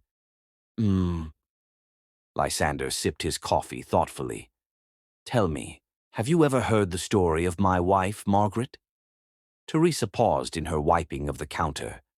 In all the months Lysander had been coming to the diner, he'd never mentioned having been married. I met her in 1952, he continued, his voice taking on the warm cadence of someone sharing a treasured memory. I was 25, just starting my career in business consulting. She was a secretary at a law firm, beautiful and brilliant and completely out of my league. Or so I thought. Teresa found herself drawn into the story despite her emotional exhaustion. We fell in love over the course of 6 months, Lysander said. Coffee dates that turned into dinner dates that turned into long walks where we talked about everything and nothing. She was the daughter of a factory worker, had never been to college, lived in a tiny apartment with 2 roommates. I was the son of old money, Harvard-educated, expected to marry within my social circle. What happened? Teresa asked softly. Lysander's eyes grew distant. I listened to the wrong people. My mother, my friends, my business associates, they all made it very clear that Margaret wasn't suitable, not cultured enough, not connected enough, not the kind of woman who could help my career or fit into my world. Teresa's heart began to pound with recognition. So I broke her heart, Lysander continued quietly. I told her exactly what you probably told Frank Glenn 3 weeks ago, that we came from different worlds, that it could never work, that we needed to be realistic about our differences. Mr. Fairfax, I married Vivian Ashworth 6 months later, he said, and Teresa's breath caught at the familiar surname. Vespera's sister, a perfectly suitable match, approved by everyone who mattered. We had 37 years of polite, comfortable, empty marriage. The silence that followed was deafening. Margaret never married, Lysander said finally. I heard through mutual friends that she'd said she'd had her chance at real love and wasn't interested in settling for less. She died 10 years ago, alone, and I've spent every day since wondering what our life together might have been if I'd had the courage to fight for what we had instead of protecting myself from other people's opinions. Teresa felt tears threatening again. Why are you telling me this? Because Frank Glenn has been my business protege for 5 years, Lysander said gently. I've watched him build a successful company, navigate the challenges of widowhood and single parenthood, handle every crisis with intelligence and grace. But I've never seen him as happy as he was during those weeks when he was falling in love with you. That's over now, is it? Or are you just repeating my mistakes because they feel safer than risking everything for love? As Lysander left the diner, pressing a gentle kiss to Teresa's cheek and whispering, Don't let pride cost you a lifetime of happiness, my dear. Teresa stood, surrounded by the familiar sights and sounds of her carefully ordered world. But for the first time in 3 weeks, she found herself wondering if safe was the same thing as right, and whether the distance between two hearts might be less insurmountable than the distance between two worlds. Outside, autumn was beginning to paint the leaves in brilliant shades of change, and somewhere across town, a man sat in an empty mansion, staring at a phone he couldn't quite bring himself to use, while his daughters dreamed of a woman who had taught them that love could taste like chocolate chip pancakes and feel like coming home. Chapter 8. The Storm. Before. Sometimes life strips away all our careful pretenses in a single moment, and when Aunt Eulalia collapsed in the kitchen on a gray November morning, Teresa discovered that some crises are too large for pride to survive intact. The call came at 6:47 a.m., just as Teresa was preparing to leave for her early shift at the diner. She'd been running through her mental checklist, coffee made, lunch packed, Aunt Eulalia's morning medications arranged in their daily dispenser, when she heard the sound that would replay in her nightmares for weeks to come. A soft thud followed by absolute silence. Teresa found her aunt crumpled beside the kitchen table, her slight frame folded like a discarded doll, her weathered face ashen but her eyes still alert and aware. Aunt Eulalia! Teresa dropped to her knees, her hands trembling as she checked for injuries, for blood, for any obvious sign of what had happened. Can't move my left side, Aunt Eulalia whispered, her words slightly slurred but understandable. Called your name, but... I'm here, Teresa said, already reaching for her phone with shaking fingers. I'm here, and I'm calling for help. The next several hours passed in a blur of sirens and emergency room chaos, of forms to fill out and medical history to recite, of sitting in uncomfortable plastic chairs while doctors spoke in the careful measured tones that meant serious, but not necessarily hopeless. Stroke. The word hung in the air like a physical presence, reshaping everything Teresa thought she knew about the future. Not massive, the young doctor explained with professional compassion, but significant enough to require immediate intervention and weeks of rehabilitation. Significant enough to change everything. She's stable, Dr. Martinez assured Teresa as they stood outside the ICU, where Aunt Eulalia lay connected to monitors that beeped with mechanical reassurance. We've started her on medication to prevent further clotting, and her speech is already showing improvement. With proper therapy, many stroke patients her age recover quite well. What does quite well mean? Teresa asked, her voice hoarse from hours of fear and exhaustion. It's too early to know for certain, but she should regain most of her mobility and cognitive function. However, she'll need extensive care during the recovery period. Physical therapy, occupational therapy, assistance with daily living activities. Do you have family support? Other relatives who can help? Teresa thought of her empty apartment, her demanding work schedule, her carefully balanced budget that was about to be completely destroyed by medical bills and the need for professional care. "It's just us," she said quietly. By the third day, as Aunt Eulalia remained in the ICU and Teresa camped out in the hospital waiting room on coffee and vending machine sandwiches, the financial reality of their situation began to crystallize with terrifying clarity. The insurance would cover the acute care, but the rehabilitation, the physical therapy, the home health aid that Aunt Eulalia would need during her recovery, all of that would cost thousands of dollars that Teresa simply didn't have. She'd taken emergency leave from the diner, which meant no income just when she needed it most. Her savings account, carefully maintained for exactly these kinds of emergencies, would be depleted within a month. She found herself staring at the unopened envelope from Vespera Ashworth, still hidden in her purse, and for the first time seriously considering whether swallowing her pride might be a small price to pay for her aunt's care. Teresa. She looked up from the stack of hospital forms she'd been reviewing to see Thessaly approaching with the careful expression of someone bearing potentially unwelcome news. "How did you find me?" Teresa asked, accepting the cup of real coffee her friend offered with gratitude that bordered on tears. "I called the diner when you didn't show up for your shift. They told me about the family emergency." Thessaly settled into the uncomfortable chair beside Teresa with the ease of someone who spent her working life in hospitals. "How is she?" "Alive, improving, broke." Teresa's laugh held no humor. "The doctors say she'll recover, but the cost, I don't know how I'm going to manage it." Thessaly studied her friend's face, taking in the dark circles, the hollow cheeks, the particular exhaustion that came from fear rather than mere sleeplessness. "You called him," Thessaly said. It wasn't a question. "Called who?" "Don't play games with me, Teresa." "You called Frank Glenn." Teresa's silence was answer enough. "I didn't call him," she said finally. "But I wanted to. When they first brought her in, when I was filling out all those forms and realized I was completely alone. For just a moment, I wanted to call him so badly I could barely breathe." "Why didn't you?" "Because I have no right to. Because I chose this path when I pushed him away.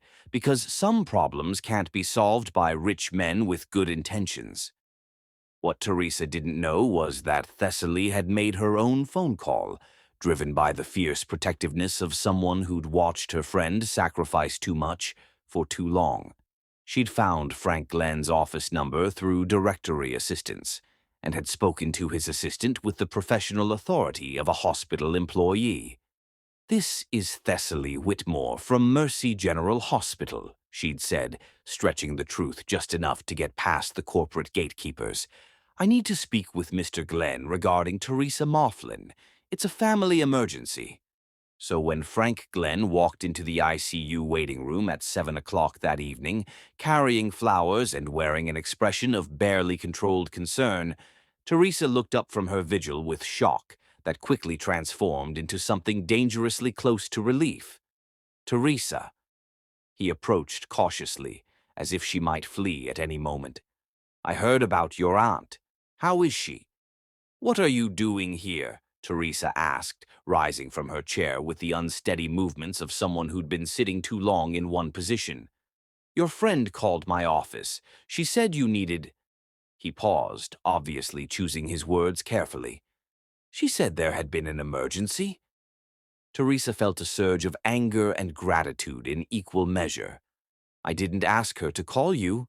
"I know, but I'm glad she did." Frank set the flowers on a nearby table and moved closer, his green eyes searching her face with an intensity that made her pulse quicken despite everything. "You look exhausted. When's the last time you ate something?" The simple concern in his voice nearly undid her completely. For 3 weeks, she'd been the strong one, the one making decisions and handling crises, the one everyone else depended on. Having someone ask about her well-being felt like a luxury she'd forgotten existed.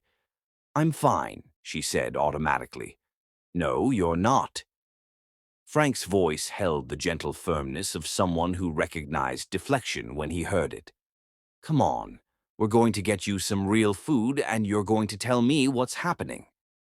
20 minutes later, they sat in the hospital cafeteria across from each other, surrounded by the familiar sounds of institutional life. Teresa picked at a sandwich she didn't want while Frank waited with the patient attention of someone prepared to hear whatever she needed to say. "It was a stroke," she said finally. "Not massive, but significant. She'll recover, they think, but she'll need months of rehabilitation, therapy, specialized care. The insurance will cover some of it, but not enough. Not nearly enough." Frank listened without interruption as Teresa explained the medical details, the financial projections, the impossible mathematics of caring for someone on a waitress's salary. "I've been thinking about getting a second job," she continued, her voice steady despite the chaos in her chest. "Maybe overnight cleaning at one of the office buildings downtown. If I work 16-hour days, I might be able to cover the basics." "Teresa, stop." Frank reached across the table and covered her hands with his own. "Just stop." "Stop what?" "Stop trying to carry this alone. Stop pretending that asking for help is some kind of moral failure."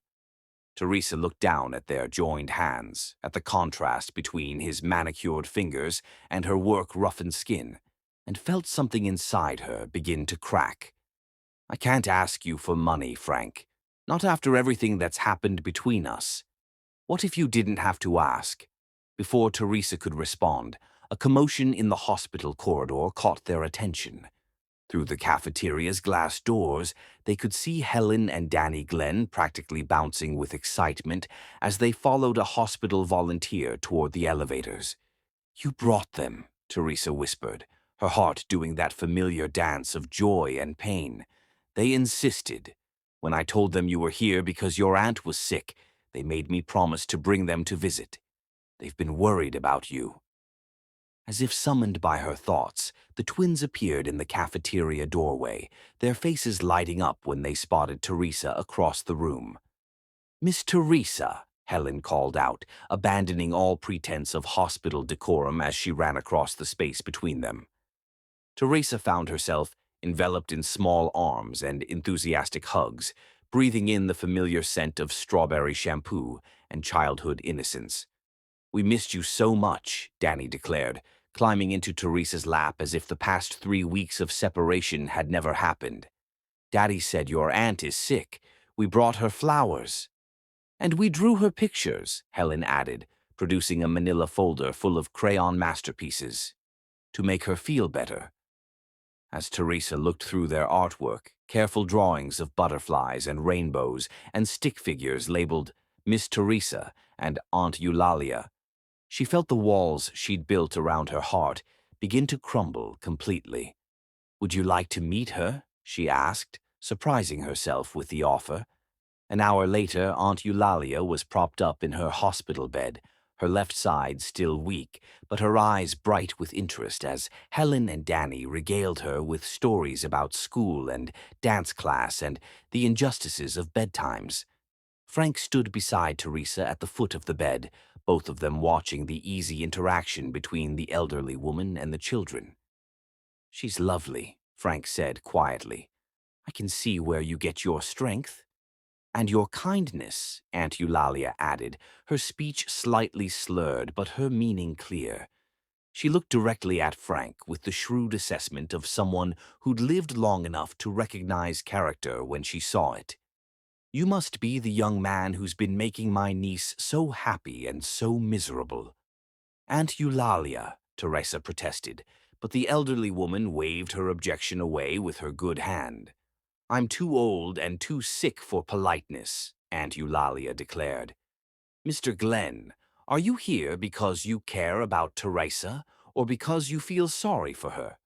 Frank met her direct gaze without flinching.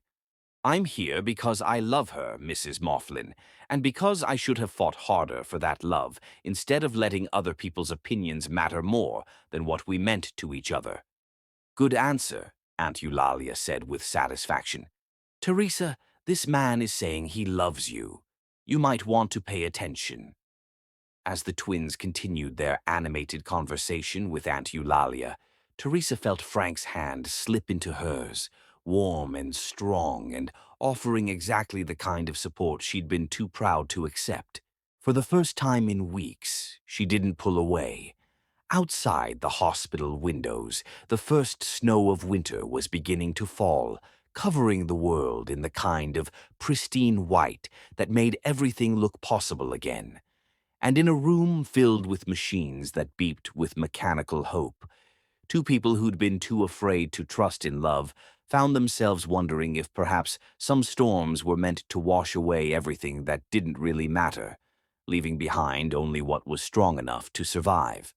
Chapter 9. Almost Home.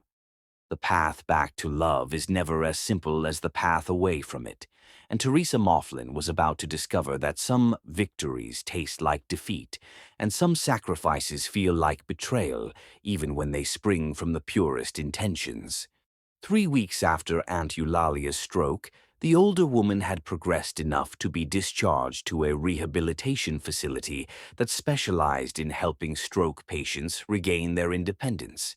It was a beautiful place, all natural light and encouraging motivational posters, and it was costing exactly what Teresa had feared it would cost, which was more than she could possibly afford on her own. What she discovered when she went to handle the financial arrangements was that the bill had already been paid in full. Not just the rehabilitation costs, but the hospital expenses, the specialist consultations, the physical therapy equipment that would be needed when Aunt Eulalia eventually came home. All of it handled with the quiet efficiency of someone who wrote large checks as easily as most people signed their names. "I can't accept this," Teresa told Frank when she confronted him in the parking lot outside the facility, waving the receipt that showed a 5-figure payment made in her aunt's name. Frank leaned against his Lamborghini, his hands shoved deep in the pockets of his wool coat, his green eyes steady on her face. "It's not charity, Teresa. It's family taking care of family." "We're not family," she protested, even as the words felt wrong in her mouth.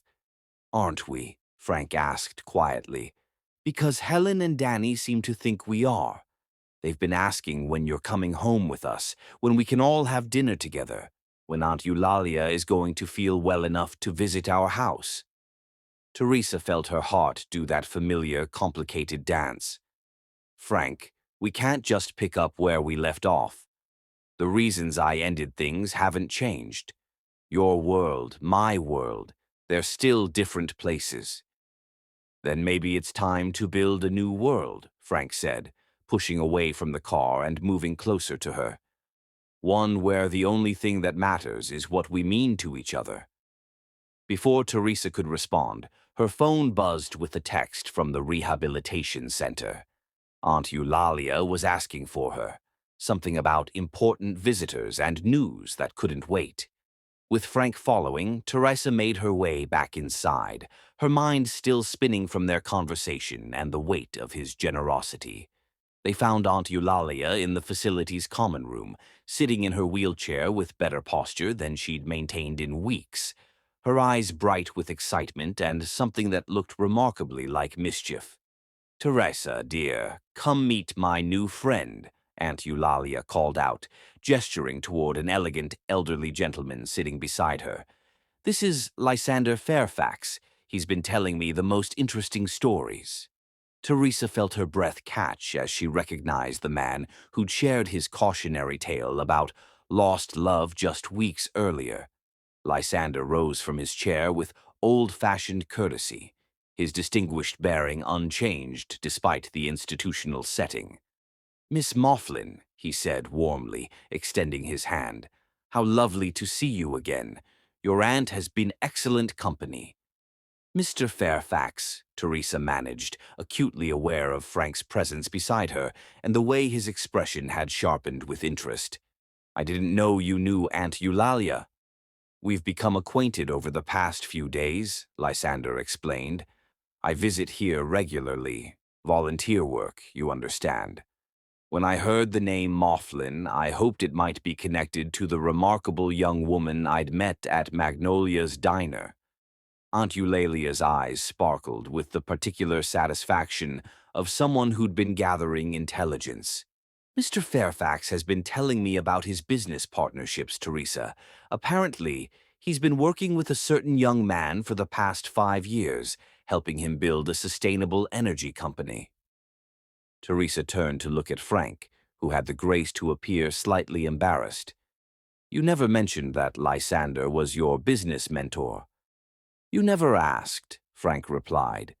"And after what happened at the diner when he told you his story, I thought it might complicate things if you knew we were connected."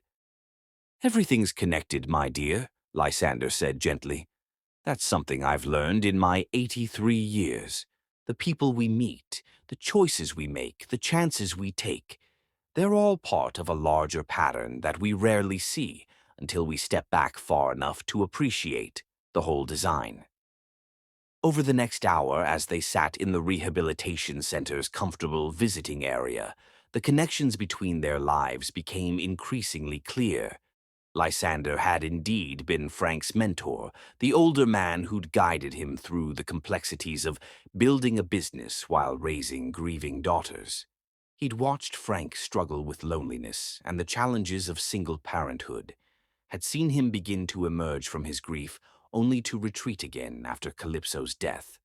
"I've never seen him as happy as he was during those weeks when he was falling in love with you, my dear," Lysander told Teresa, his words echoing the conversation they'd had at the diner weeks earlier. "It was like watching someone remember how to breathe properly." "And I've never seen you smile the way you did when you talked about those little girls," Aunt Eulalia added, reaching out to pat Teresa's hand with her recovering left arm. "You lit up like Christmas morning every time you mentioned them." Teresa felt the walls around her heart trembling under the combined weight of their gentle insistence and Frank's steady presence. "It's not that simple." "It could be," Frank interrupted, his voice carrying a urgency that made everyone in the room pay attention. "Teresa, I've spent the past month thinking about everything you said, about the differences between our worlds and the obstacles we'd face. You were right about some of it. My friends, my social circle, the expectations that come with money and status. They are obstacles." Teresa's heart began to sink, but Frank wasn't finished. "So I've been making some changes," he continued. "I've moved out of the mansion. Helen, Danny, and I are living in a house about 10 minutes from your apartment. A regular house in a regular neighborhood where the girls can ride their bikes to school and make friends with children whose parents work normal jobs." Teresa stared at him in shock. "You sold your house?" "I sold everything that didn't matter so I could keep everything that did," Frank said simply. "The company's doing well enough that I can work from home most days, be more present for the girls, build the kind of life where what matters is family dinner and homework help and bedtime stories, not board meetings and social obligations. But your career, your reputation, will survive just fine," Frank assured her. "Turns out people respect authenticity more than they respect pretension. My clients care about results, not about whether I live in a mansion or a 3-bedroom colonial." Aunt Eulalia clapped her hands together with delight. "Now that sounds like a man with his priorities straight." But even as Teresa felt hope blooming in her chest, the rehabilitation center's peaceful atmosphere was shattered by the sharp click of expensive heels on polished floors.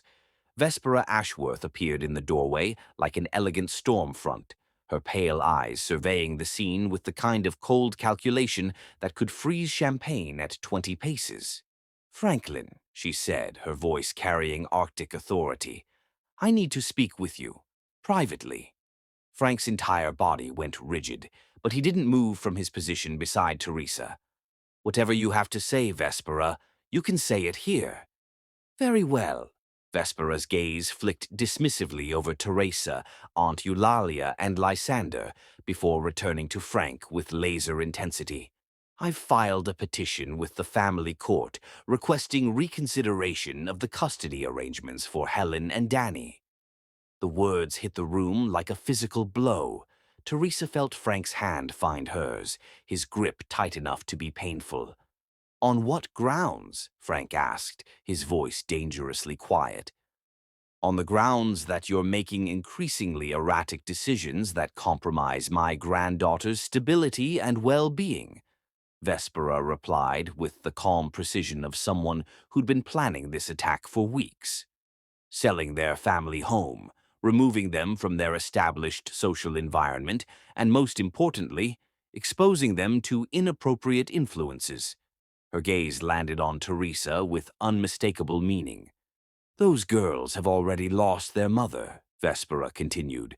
"They don't need the additional trauma of watching their father make poor choices that will inevitably lead to further abandonment and disappointment."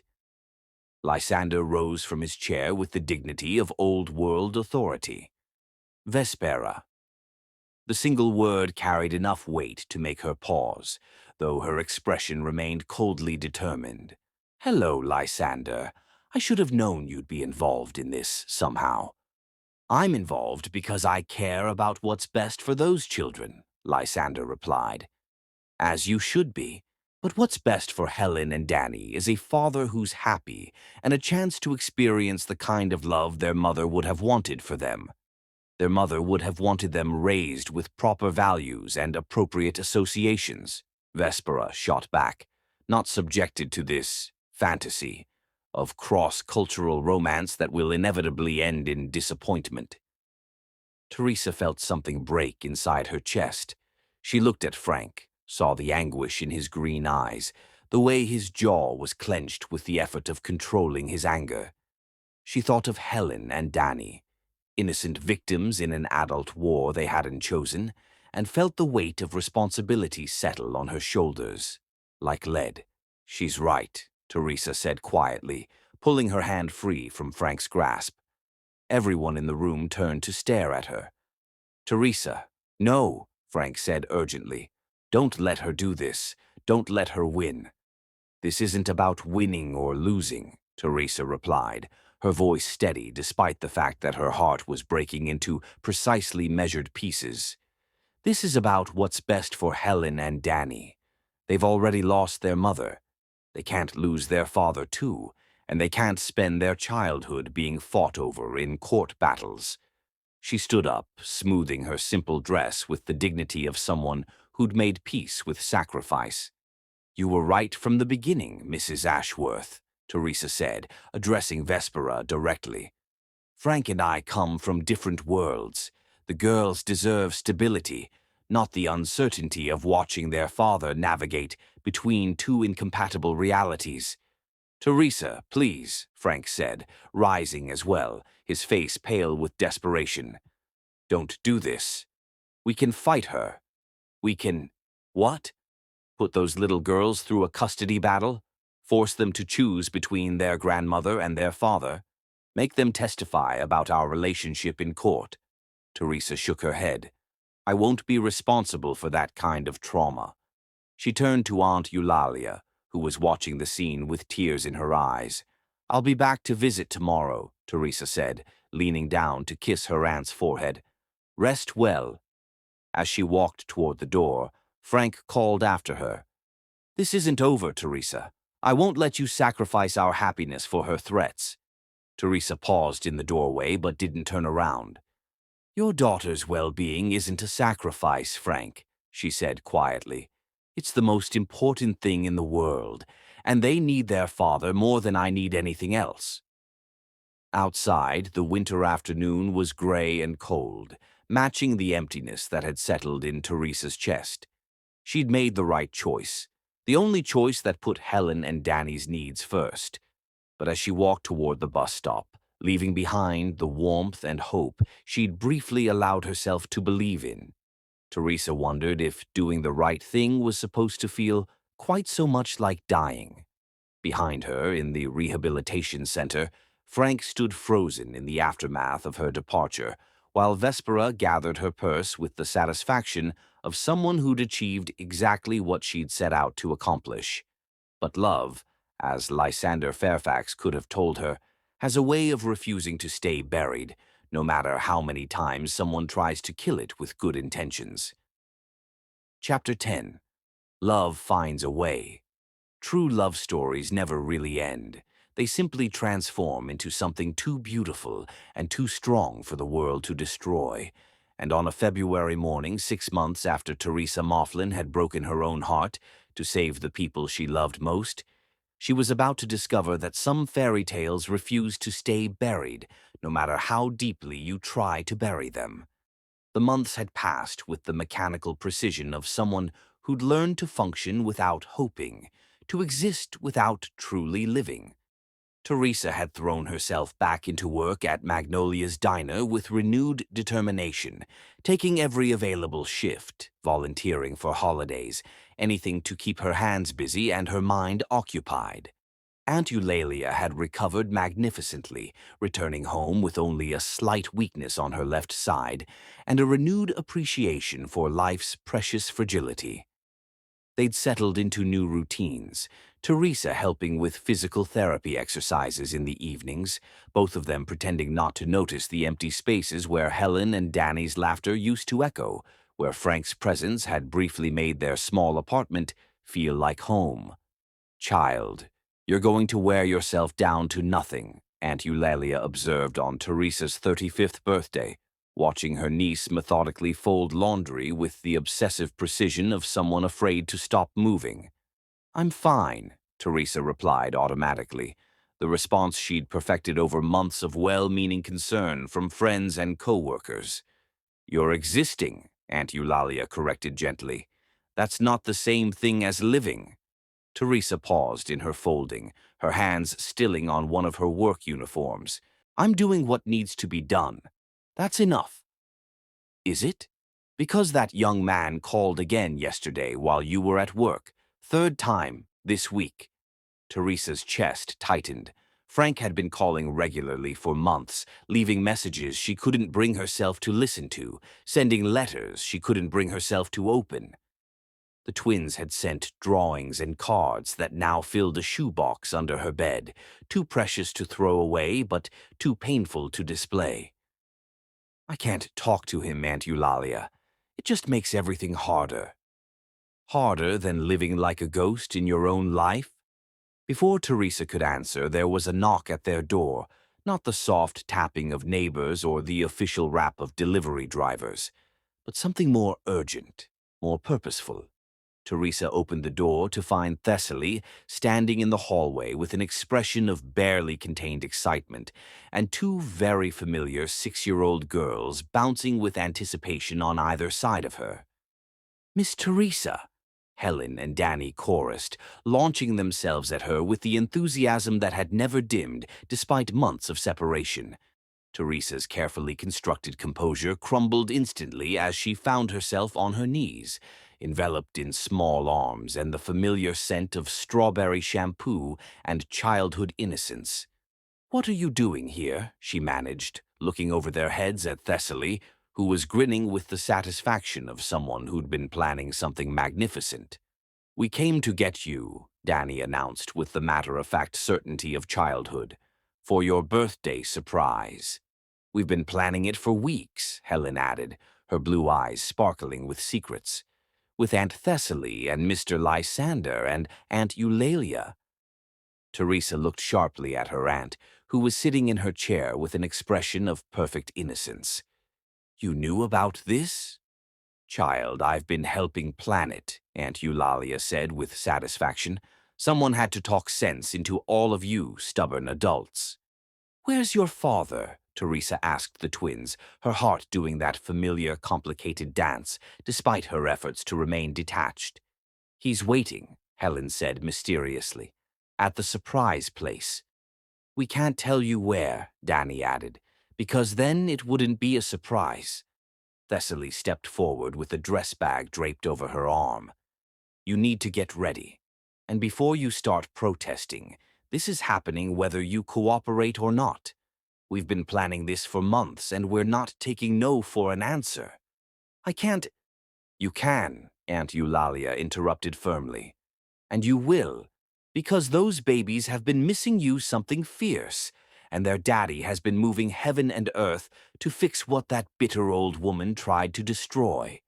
An hour later, Teresa found herself sitting in the passenger seat of Thessaly's car, wearing a dress she'd never seen before, simple but elegant, the deep blue of evening sky, while Helen and Danny chattered excitedly in the back seat about decorations and flowers and how Daddy had been practicing his speech for weeks. "Where are we going?" Teresa asked for the 10th time. "You'll see," the twins replied in unison, their excitement barely contained. The car pulled into the parking lot of Magnolia's diner, and Teresa's confusion deepened. The restaurant looked different somehow. Warm light spilled from the windows, and she could see people moving around inside. "The diner's closed on Sundays," she said. "Not today," Thessaly replied mysteriously, parking the car and turning to face Teresa with an expression of infinite fondness. "Teresa, honey, I need you to trust us. Trust that sometimes the people who love you know what's best, even when you can't see it yourself." As they approached the diner's entrance, Helen took one of Teresa's hands while Danny took the other, their small fingers providing anchor and courage in equal measure. "We missed you so much, Miss Teresa," Helen said quietly. "Daddy did too. He tried to hide it, but we could tell." "He said you were being noble and self-sacrificing," Danny added, with the careful pronunciation of someone repeating words she'd heard often. "But we told him that was just another way of saying scared." Teresa stopped walking, looking down at these two little girls who'd somehow managed to see straight through to the heart of her fears. "What if I am scared?" she asked honestly. "Then you hold our hands," Helen said simply, "and we'll be brave together." The diner's door opened before they could knock, and Lysander Fairfax appeared in the doorway, distinguished as always, but with something softer in his expression, something that spoke of hope fulfilled and second chances embraced. "Miss Mifflin," he said warmly, offering his arm with old-fashioned courtesy, "you look absolutely radiant." "Mr. Fairfax, what's going on?" "Something that should have happened months ago," he replied, guiding her through the door. "Something that required all of us working together to make it possible." Inside, Magnolia's diner had been transformed into something magical. Soft lights had been strung from the ceiling, creating intimate pools of warmth throughout the familiar space. The tables had been moved aside, and simple but beautiful flowers, not expensive hothouse blooms, but wildflowers and daisies and baby's breath, filled every available surface with natural beauty. And there, standing near the counter where they'd first met, was Frank Glenn. He wore a simple dark suit that made his green eyes seem impossibly deep, but it was his expression that took Teresa's breath away. Joy and nervousness and love so pure it was almost painful to witness.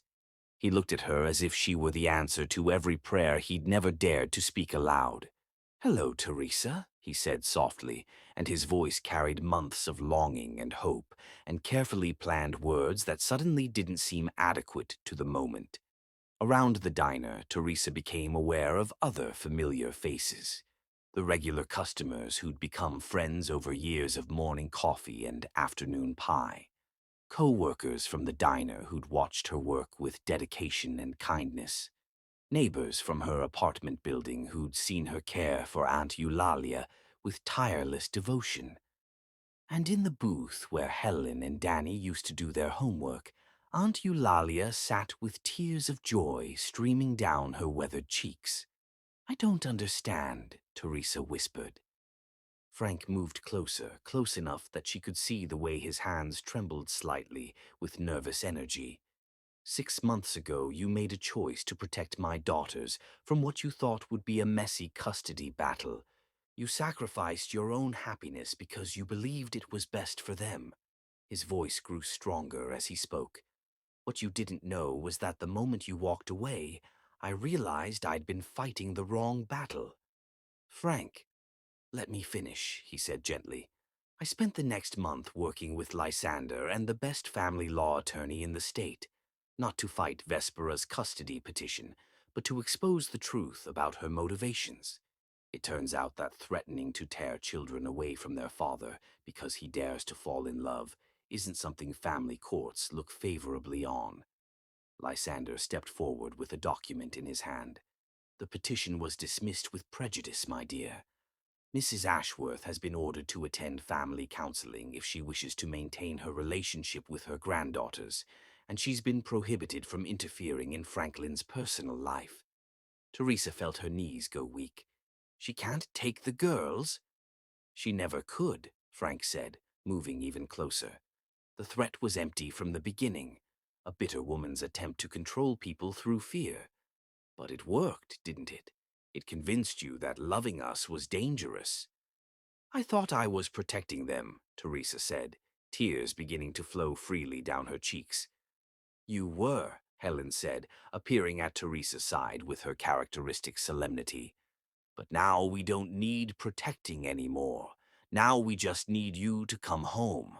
We have a new house," Danny added, bouncing with excitement. "It has a garden where we can plant flowers, and a kitchen big enough for all of us to cook together, and a room that Daddy says can be whatever you want it to be." Frank reached into his jacket pocket and withdrew something small and simple.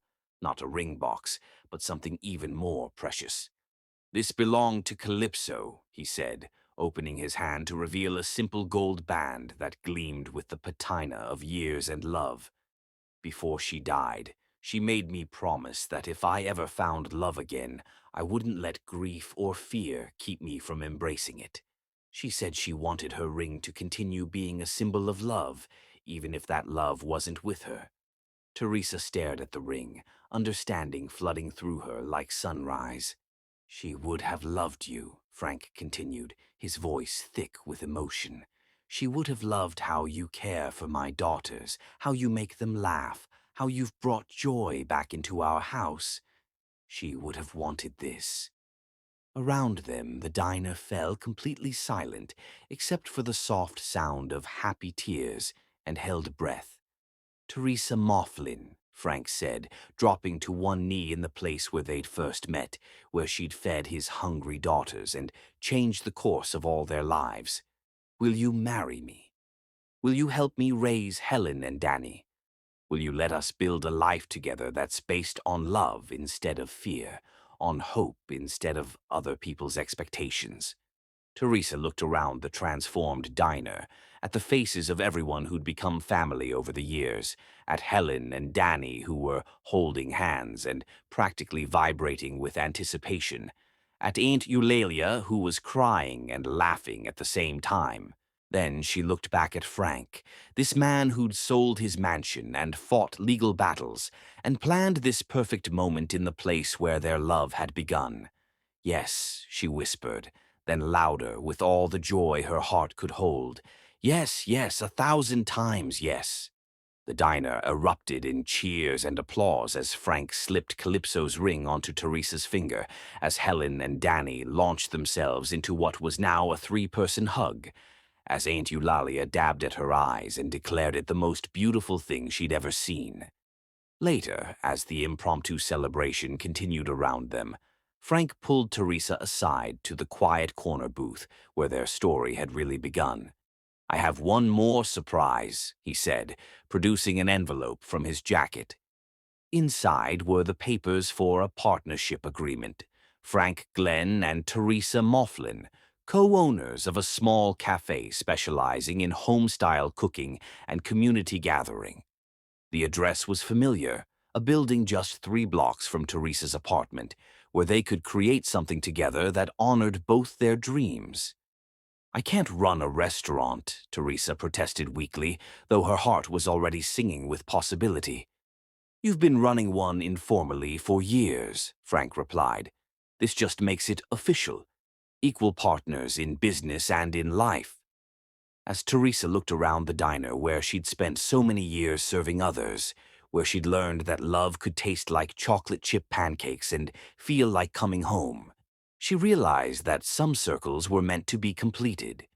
3 months later, on a perfect May morning when the wildflowers were blooming and the air smelled of new beginnings, Teresa Mifflin became Teresa Glenn in a ceremony held right there in Magnolia's diner, surrounded by everyone who had loved them into this moment of perfect happiness.